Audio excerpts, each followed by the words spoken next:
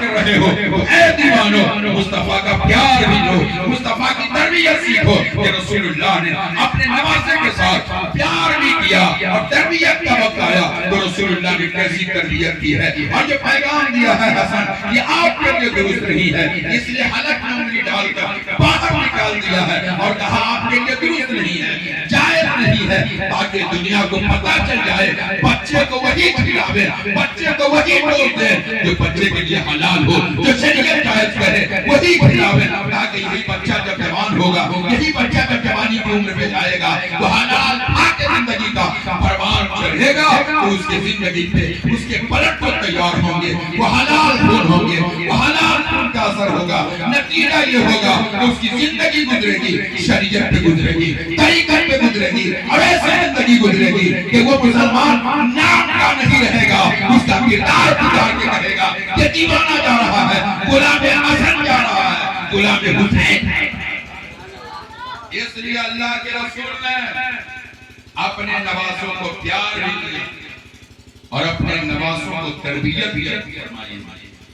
آج ہم مسلمانوں میں حسن حسین کی محبت اللہ کرے کہ ہر عاشق کے قلب و جگر میں دل کی تحتی پہ لکھا ہو۔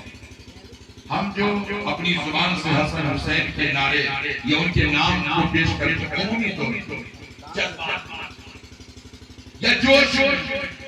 حقیقت یہ ہے محبت عشق کا انداز یہ ہوتا ہے، یہ ہلکا پھلکا نہیں ہوتا، بالکل گہرا ہوتا ہے، اتنا گہرا ہوتا ہے کہ اس کی کری آپ کو یاد ہے۔ حضرت ابو بکر صدیق اور ابو بکر کا بیٹا، باپ بیٹے کا رشتہ، ایک جنگ میں باپ بیٹے دونوں آمنے سامنے آ گئے، حضرت ابو بکر کا سر ان کے بیٹے کے تلوار کے نیچے پڑ گیا، جنگ ختم ہو گئی، بیٹا نے اس جنگ کے بیچ میں باپ کا سر دیکھ کر تلوار کو روک لیا کہ میرے باپ کا سر، میرے ہاتھ سے یہ تلوار باپ کی گردن پر کیسے چلے گی، بیٹے کو گوارا نہیں ہے۔ جنگ ختم ہوئی، حضرت ابو بکر کا بیٹا ابو بکر سے کہتا ابا حضور فلانے جنگ میں آپ کا سر میری تلوار کے نیچے پڑ گیا،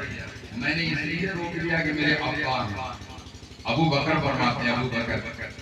بیٹا اے میرے لال اگر تیرا سر میری تلوار کے نیچے چلا تھا اس لیے کہتے ہیں کہ کفر کی حالت میں میں ایمان کی حالت میں تھا اور ایمان کا تیور میرا بیٹا ہے تو کیا جو نبی کا نہیں ہے وہ میرا میں اگر اس پیریڈ میں میری تلوار کے نیچے تیری گردن پڑتی تو میرے لال میں اسی تلوار سے تیری گردن کاٹ ٹکڑا کر دیتا، یہ نہیں دیکھتا کہ میرے بیٹے کا سر۔ حضرت ابو بکر نے یہ پیغام دیا اپنے بیٹے کہ میرے لال یہ ایمان کا رشتہ اتنا گہرا ہوتا ہے، اتنا گہرا ہوتا ہے کہ اس کی گہرائیوں کو ہم جیسے انسان کو ٹٹولنا بڑا مشکل ہے، لیکن دعا کیجئے کہ اللہ وہ محبت ہم سب کے دلوں میں ویسے عطا فرمائے، ایمان کا جذبہ عطا فرمائے۔ آج بہت سارے لوگ پریشان ہوتے ہیں، ہمارے ذہن میں فکر پہ خیالات میں تبدیلیاں آتی ہیں، ہم سوچنے میں مجبور ہوتے ہیں کہ بھائی ہمارا رشتہ اتنا گہرا ہو چکا، اب رشتہ دو طرح کا ہوتا ہے، ایک رشتہ خون کا ہوتا ہے، ایک پلٹ کا رشتہ ہوتا ہے، ایک ایمان کا رشتہ ہوتا ہے۔ اب پلٹ کا رشتہ اور خون کا رشتہ دونوں میں مضبوط کون ہوگا؟ پلٹ کا رشتہ ایمان کے رشتے کے سامنے کیوں؟ اگر پلٹ کا رشتہ بھاری ہو ایمان کا کمزور ہوتا تو پھر اس کی کری آپ نہ سمجھ سکتے ہیں۔ اللہ کے رسول صلی اللہ علیہ وسلم کی ایک زوجہ مطہرہ جن کا نام ہے حضرت ام حبیبہ رضی اللہ عنہا۔ ام حبیبہ کون؟ رسول اللہ کی بیٹی،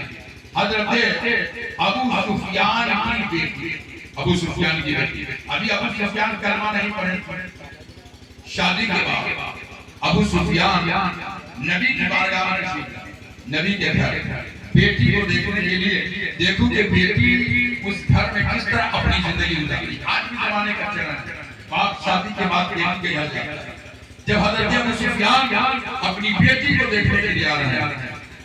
حضرت ام حبیبہ کی نظر پڑی، ابا تشریف لا رہے ہیں، کھڑکی سے نگاہ پڑی باپ کے چہرے پہ۔ ام حبیبہ نے اپنے گھر کے بستر کو لپیٹ سپیٹ کر تہ کر کے بالکل بستر کو ایک جگہ ڈال دیا، ابو سفیان پہنچے اٹھنے لگے اپنی بیٹی کے اوپر کہ میں گھر میں جا رہا ہوں بیٹی کو دیکھنے کے لیے، بیٹی کا کیا گیا، لیکن میری بیٹی ہے جو اپنا بستر لپیٹ کر ایک جگہ کہہ کر کے رکھے۔ حضرت ابو سفیان پہنچے، کہا بیٹی سب سے پہلے یہ تو بتا، دنیا کی ریت ہے جب باپ آتا ہے تو بیٹی بستر بچھاتی ہے، اس کے کھانے اور ناشتے کا انتظام کرتی ہے، تو کیسی بیٹی ہے جو میرے آنے پر بستر لپیٹ کر ڈال دیا؟ بیٹی پکار کے کہتے ہیں، اب دیکھو باپ بیٹی کا رشتہ کون رکھتا ہے؟ یہ خون کا رشتہ ہے، یہ خون کا رشتہ ہے۔ ابو سفیان کی بیٹی ام حبیبہ کہتی ہے، ابا یاد رکھیں آپ کا رشتہ مجھ سے خون کا رشتہ، بلد کا رشتہ، باپ بیٹی کا رشتہ ہے، لیکن یہ بستر جو ہے یہ بستر رسول اللہ کا بستر ہے، پیغمبر کا بستر ہے، نبی کا بستر ہے، یہ پاک بستر ہے، اور کفر کی حالت میں آپ ابھی زندگی گزار رہے ہیں، اس لیے یہ بستر آپ کے لیے مناسب نہیں ہے، آپ ابھی ناپاکی کی حالت میں ہیں، آپ کا بدن کفر کی بنیاد پہ ناپاک ہے، اس لیے یہ پاک بستر آپ کو راس نہیں دیتا ہے، اس بستر پہ بیٹھنے کا شرف آپ کو نہیں مل سکتا جب تک کہ نبی کا کلمہ نہ پڑھ لیں، اس وقت تک یہ بچھونا آپ کو نہیں دے۔ حضرت ابن حبیبہ نے دنیا کو پیغام دیا، آج لوگ کہتے ہیں میرا رشتہ ہو گیا فلانے وہابی کے فلانے نجدی کے ہاں، لوگ پریشان ہے کہ کیسے آپ رشتہ تو اتنا گہرا رشتہ ہے، لیکن ذرا دیکھیں ہم کو اسلام سیکھنا ہے، صرف کربلا سے نہیں سیکھنا ہے، یہ حسن حسین کے نعرے، بلکہ اسی گھر سے امام حسن حسین کو ایمانی زندگی کا ثبوت رسول اللہ نے بچپن میں اتنا پلا دیا ہے کہ ہر عمل سے امام حسن اور امام حسین نے اپنی زندگی کا پتہ فرمایا ہے، جو وعدہ رسول اللہ سے کیا تھا حسین نے کربلا کا وفا کر کے دکھلایا۔ آج ہمیں بھی سیکھنا ہے کہ رسول اللہ کی نبی ام حبیبہ نے اپنے باپ کو کیا جواب دیا ہے کہ یہ آپ باپ ہیں لیکن یہ بستر آپ کو نہیں دے سکتی جب تک کہ نبی یہ ایک مثال دیا، جب بستر نہیں دیا یہ نبی کے گھر کی تعلیم،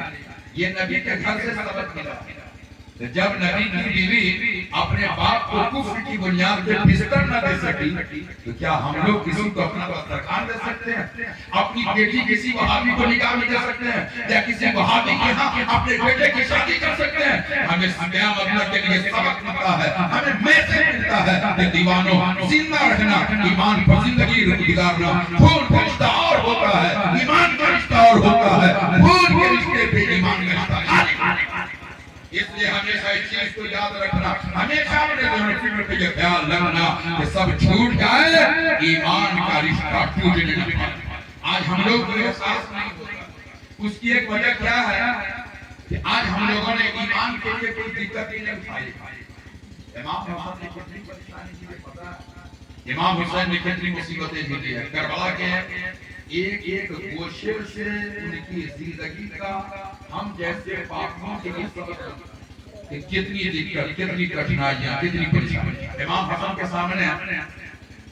مروان بدتمیز گستاخ امام حسن کو برا بھلا کہنے، سامنے امام حسن کے والد حضرت علی کو برا بھلا کہنا، یعنی بہت گستاخی کرنی۔ امام حسن چپ چاپ پڑا صبر کا پیغام۔ حضرت امام حسن نے جب ان کو برا بھلا کہا برداشت کر لیا، کہا کہ برداشت کر لیا، اس کو گالی بھی دو کہ برداشت کر لیا، یہ نبی کی وراثت نہیں تھی، نبی نے اس کو میری بچی نہیں جسم کے خون کے بلد میں اس کو عرفان کا دیا جلا دیا ہے، خون پہ ایمان کی حرارت کا پتہ بتلایا ہے۔ اس لیے جتنا بھی ستاؤ گے میرے نانا کو، مکہ اور مدینہ کی گلیوں میں نہ جانے کتنے ستائے گئے، ظلم ڈھائے گئے، لیکن رسول اللہ نے کسی کے لیے پرتوا نہیں۔ اس لیے میں تم کو کچھ نہیں کہہ سکتا۔ علی کو گالی دیا، برا بھلا کہا، حسین حسن نے برداشت کر لیا۔ اتنے میں دیکھا کہ مروان اپنے داہنے ہاتھ سے ناک کا نیٹا صاف کرنے لگا۔ امام حسن کہتے بڑا قابل بنتا ہے، بڑا دانشور، اتنا بھی تم کو ہوش نہیں ہے، اتنا سردار بن کر کے تم کو ناک بائیں ہاتھ سے صاف کرنا چاہیے یا داہنے ہاتھ سے، اتنا بھی تم کو شعور نہیں ہے۔ امام حسن نے جب یہ کہا وہ مروان بیوقوف خاموش ہو گیا۔ کاٹو تو کیوں نہیں، اس کے بعد بالکل صحیح، اتنی گستاخی کی، اتنی بڑی بڑی بات کا حسن نے برداشت کر لیا، لیکن جس کو برداشت نہیں کیا، نبی کی شریعت کے خلاف اگر مروان نے قدم اٹھایا تو حسن نے برداشت نہیں کیا، مجھ کو گالی دو گے برداشت کر لوں گا، میرے بابا کو گالی دو گے برداشت کر لوں گا، میرے خاندان کو برا بھلا کہو گے برداشت کر لوں گا، نبی کی شریعت کے خلاف قدم اٹھاؤ گے، یہ پیغام دیا تھا، یہ شکشا دیا تھا، تعلیم دی تھی، اے حسن اور حسین کے نعرہ لگانے والوں، زندگی گزارو تو اپنی زندگی حسن کے نقشے پہ حسین کے نقشے پہ چھوڑو، تاکہ حسن کا پیار مل جائے اور حسن حسین کا پیغام۔ میرے پیارے دین بھائیو، یاد ہے امام حسن، معلوم ہے حضور کے وصال کے بعد اس خلافت کی کرسی پہ ابو بکر کے بعد عمر کے بعد عثمان، ان کی شہادت کے بعد علی کی شہادت کے بعد یہی امام حسن اس خلافت کی کرسی پر مسند نشین، 6 مہینہ کنٹینیو حضرت امام حسن نے اس کرسی پر بیٹھ کر خلافت راشدہ کو مکمل طور پہ نبھایا۔ جب دمشق سے چل کر حضرت امیر معاویہ کوفہ تشریف لائے تو حضرت امام حسن رضی اللہ تعالیٰ عنہ اس زمانے کا جو بچپن میں رسول اللہ نے کہا میرا یہ بیٹا حسن،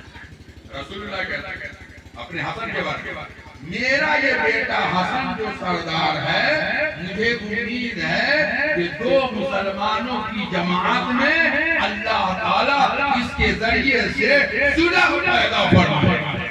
حضرت امام حسن 6 مہینہ حکومت کی کرسی پر رہے،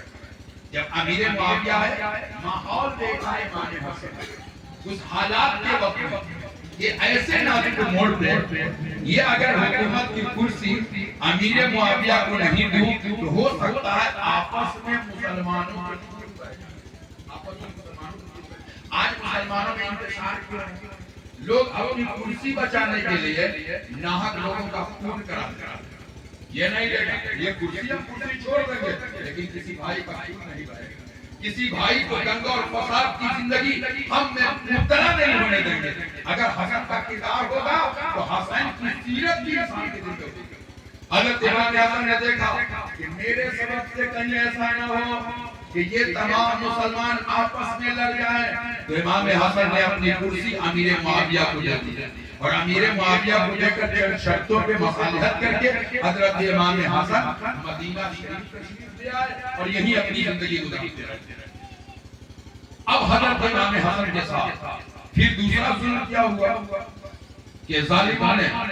حضرت امام حسن نے کہا تھا امیر معاویہ آپ کے خلافت کے بعد کرسی کے حقدار امام حسن کی، یہ شرط میں لکھا گیا تھا اور شرائط نامہ تیار کیا گیا۔ اب اسی اسنا اسی پیریڈ میں اسی درمیان ظالموں نے تبدیلیں چاہی، ظالموں نے حکمت عملی اپنائی، نہ حسن رہیں گے نہ حکومت کی کرسی ان کے ہاتھ میں جائے گی۔ نتیجہ کیا ہوا؟ حضرت امام حسن کو 1 دفعہ نہیں بلکہ تقریباً 6 دفعہ زہر، 6 دفعہ، پہلے شربت میں، کبھی کھجور میں ملا گیا اور لاسٹ میں ہیرے کی کنی پیس کر اسی کو حضرت امام حسن کو پلایا۔ اس طریقے سے 5 مرتبہ زہر پلایا گیا۔ حضرت امام حسن رسول اللہ کے مزار پر جاتے اور نانا کے مزار پر جا کر کے حاضری دیتے، سلام کرتے اللہ پاک نبی کے مزار کی برکت سے اس زہر سے اللہ انہیں شفاء کلیہ عطا فرمایا۔ 6 دفعہ زہر پلایا، اسی زہر کی بنیاد پہ حضرت امام حسن اسی زہر کی حالت میں شہید ہو گئے۔ جب جسم کے اوپر اس کا اثر ظاہر ہونے لگا، وہ پیٹ آنتوں کو ٹکڑا کرنے لگا، حضرت امام حسین کو پتہ چلے، دوڑتے ہوئے اپنے بھائی کے پاس پتہ چلا اللہ اگر کسی کو بھائی دے اور بھائی کے اوپر اگر کوئی پریشانی ہو تو بھائی کے دل میں درد ہو اپنے بھائی، جب پتہ چلا حسین کو، امام حسین کہا بھائیا آپ سے مجھے اس بات کی خبر ہے کہ کس شخص نے آپ کو یہ زہر پلایا۔ امام حسن کا کردار دیکھیں، امام حسن کی تربیت دیکھیں۔ امام حسن کہتے ہیں بھائی حسین جس کے بارے میں میرا خیال ہے اگر میں تم کو کہہ دوں کہ فلانے نے زہر دیا ہے تو اس کے ساتھ کیا برتاؤ کرو؟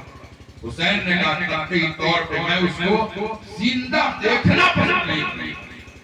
حضرت امام حسن کہتے ہیں دیکھیے صبر حسن کا رسول اللہ نے